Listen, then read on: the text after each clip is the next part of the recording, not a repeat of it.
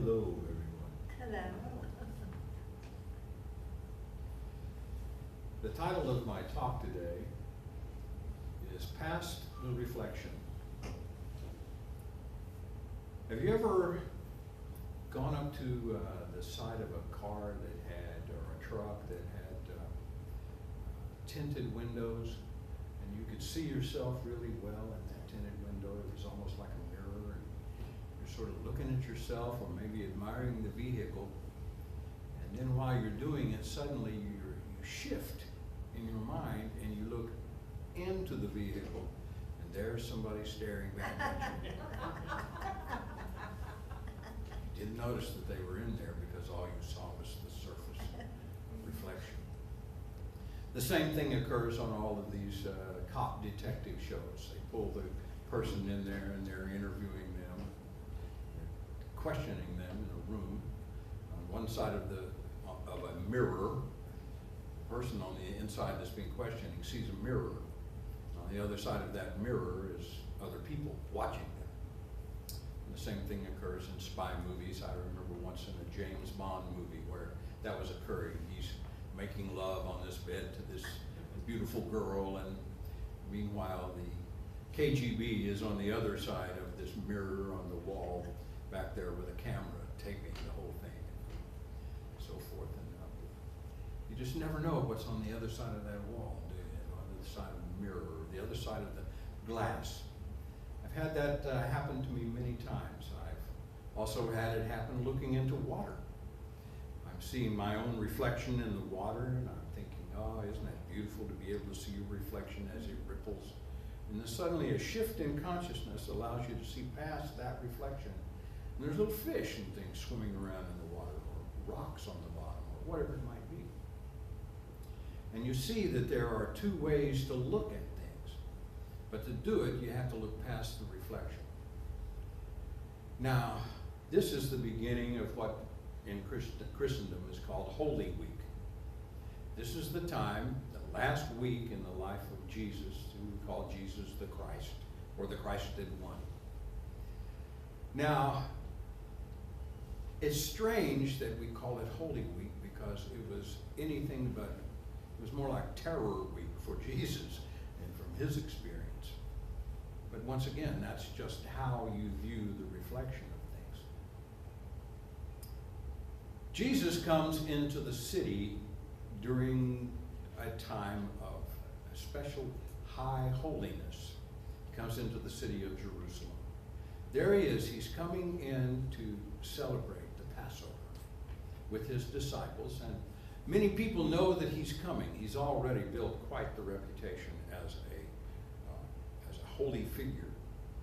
People are starting to pick up on this new way of viewing life that he's telling them about. As he's coming in, people go and strip trees of branches, wave them before him, and put out their cloaks as he comes into the city on a little donkey to show how humble he is. He comes into the city. It's got to be a strange looking thing to see this person coming in riding a donkey. Hardly anyone ever rode donkeys. They pile things upon them, a burden.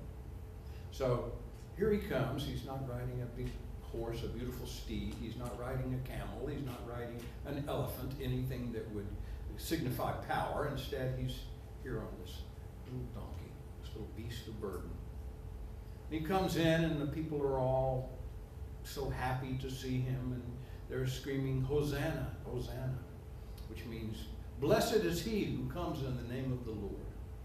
He comes into the city.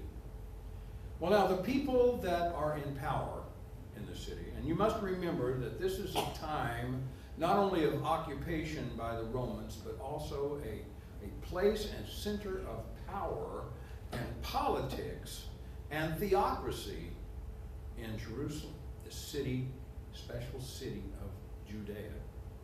He comes in, they look at all this and they don't like it. They don't like it one bit because they have, their theocracy has politics and religion tied together, bundled together. This is something that we're not used to at all in the world that we live in. We can't imagine that that this could happen. As a matter of fact, it's an abhorrent thing to us to think that a spiritual leader could also be a political leader. But that's the way they viewed it. Anyone that could come to power from the spiritual side of things also came to power on the political side of things. And this scared, frightened, and disturbed deeply the power structure in Jerusalem. When he came in, the Pharisees, who were the power structure, came up to him and said, "Make these people go away. Stop this." Jesus replied to them, "If I were to stop this crowd, then would the very rocks cry out." Now, you know, I've thought and thought and thought over my lifetime about this statement. Then would the very rocks cry out. What is he speaking about? And I've come to sort of a conclusion now, and that may change because this is an open-ended way of looking at things. This philosophy, this way of being that we call unity. It's open-ended. So I may change my mind later, but right now, where I'm at is that Jesus was trying to say, there is something beyond the reflection that you see. Yeah, we could get rid of people, but a movement is a movement. And once it starts from a spiritual source. So strong is this movement and this time and place that Jesus was in, that he was stating to them that energy itself in something as inert as a rock is already in motion. So the crying out that you hear from people is only the surface. Look below that. Look beyond that. Look deeper. Look higher. Look however you imagine it. Look further. Look beyond it. Expand yourself and realize that spirit, once it's moving and taking form, just can't be stopped. Now, that's, for me right now, is the basis of why he said, then would the very rocks cry out. Jesus had the ability and was trying to teach us and everyone of his day the ability to see beyond the limitation of the world that we view. To see beyond the reflection of our own consciousness and the consciousness of everyone around us who has agreed that this is the way things are. And he said, this is not simply the way things are. It's the way you've created them to be, and you can look deeper. Not only in the outer, but you can look deeper in the inner and find your true self.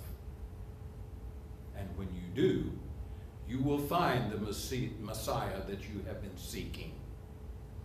Just as he found the Messiah that he was so desperately and direly seeking.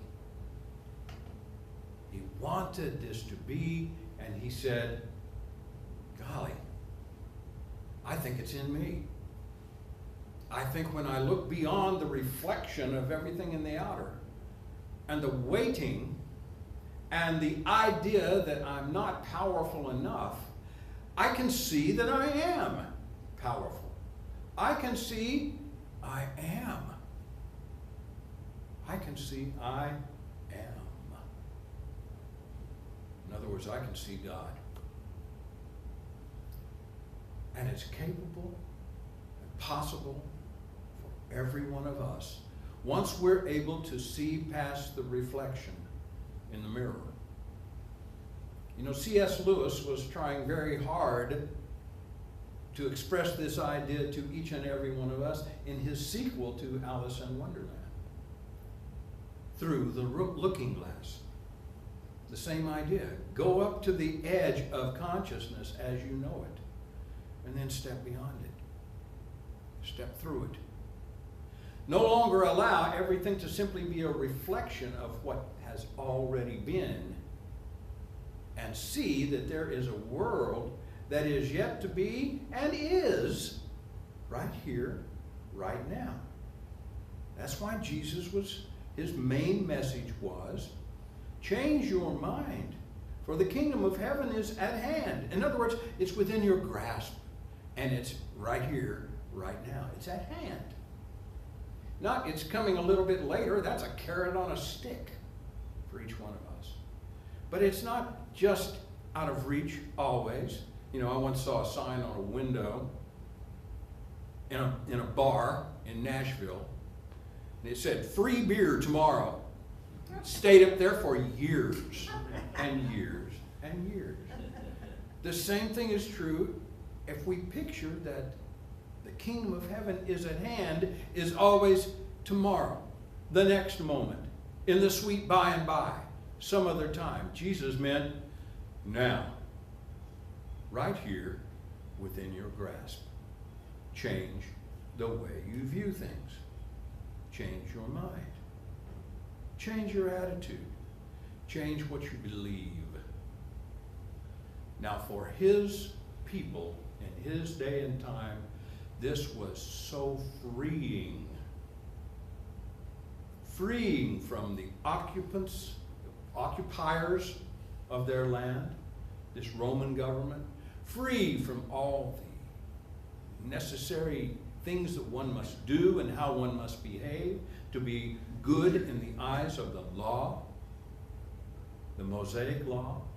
Free from all of that, simply to be and realize that God loves you just like you are, just where you are. That's really freeing, isn't it? Freeing for people of his time and freeing for people of our time right now. For each and every one of us. If we use the God-given ability that we have to see beyond the reflection of the outer and to be able to look out there and see the goodness that we know and have learned to appreciate by looking within. If we can learn to look within more often and deeper, then we'll finally come to the place where everything we see in the outer is a reflection of that which we know and believe in the inner. That's what Jesus was trying to teach everyone in his time and everyone in our time. That's why he said to them, those things that I do, you too will do, and even greater things. For I'm leaving. And when I go, you'll be there to experience them directly for yourself, and you'll no longer see me as the reflection of all good. And you'll start to turn within and see it within yourself. So that's where we are today. A time in our lives when we can come to the conclusion, and it doesn't have to be tomorrow. It doesn't have to be till you've read up on all the books and seen all the seminars and watched every one and bought all the tapes. It's right here, right now, with the abilities that you have. Anyone can turn within. Anyone can clear their mind and see the other side of the reflection.